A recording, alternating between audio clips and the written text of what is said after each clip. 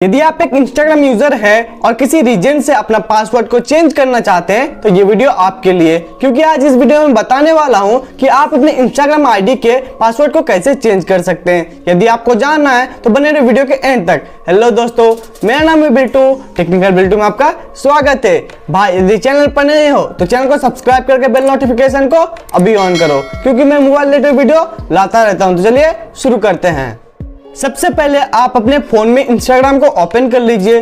Open कर लेने के बाद कोने में आपका प्रोफाइल का आइकन दिख रहा होगा, आपको उस पर क्लिक कर देना है। क्लिक कर देने के बाद आपको ऊपर में 3 लाइन दिख रहा होगा, आपको उस पर क्लिक कर देना है।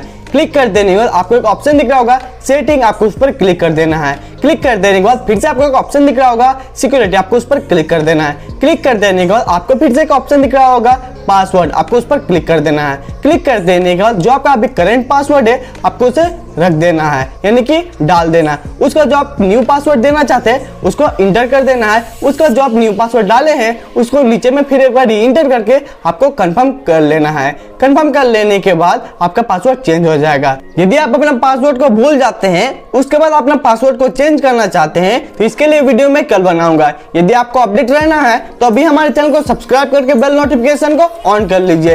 यदि आपको वीडियो पसंद आया तो एक लाइक करके एक प्यारा सा कमेंट जरूर कीजिएगा। मिलते हैं एक इंटरेस्टिंग वीडियो के साथ, तब तक के लिए जय हिंद, जय भारत। Thank you.